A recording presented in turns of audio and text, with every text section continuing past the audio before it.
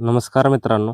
ठरलं तर मग मालिकेच्या आजच्या भागात आपण पाहणार आहोत की नागराज सुमनला एका घरातून तिथेच जवळ असलेल्या दुसऱ्या घरात घेऊन जात असतो. त्या परिसरात पोलीस सतत गस्त घालून असतात, पण तरीही नागराज कसाबसा सुमनला त्या घरात घेऊन बांधून ठेवतो. आता नागराज बाहेर डोकावून पाहतो की पोलीस कुठे कुठे आहेत. तेवढ्यात त्याच्या नजरेस अर्जुन आणि सायली पडतात. त्यांना पाहताच नागराज अक्षरशः घाम फुटतो. नागराज मनात म्हणतो की महिपत कुठल्याही परिस्थितीत सापडायला नको, त्याला इथेच आणायला हवं. आता तो पुन्हा महिपतला आणण्यासाठी निघतो. इकडे अर्जुन सायलीला सांगतो की सुमन काकूंच्या फोनचं लोकेशन तर इथेच दाखवते, म्हणजे त्या नक्कीच या परिसरात असणार. आता दोघेही सुमनचा शोध घेऊ लागतात. तिकडे नागराज महिपतचे हातपाय सोडत असतो.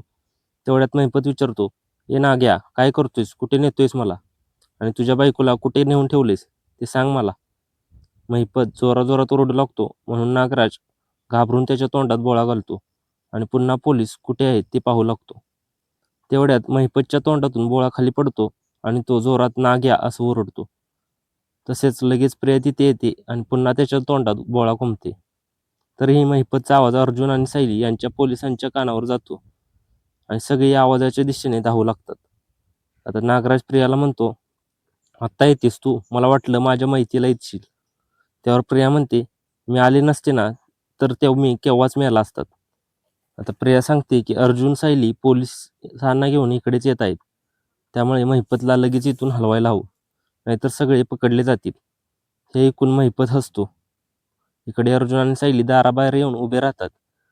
त्यांना पाहताच नागराज आणि प्रिया अजून घाबरतात. महिपत सुटकेसाठी हालचाल करू लागतो, म्हणून प्रिया त्याला बेशुद्ध करते.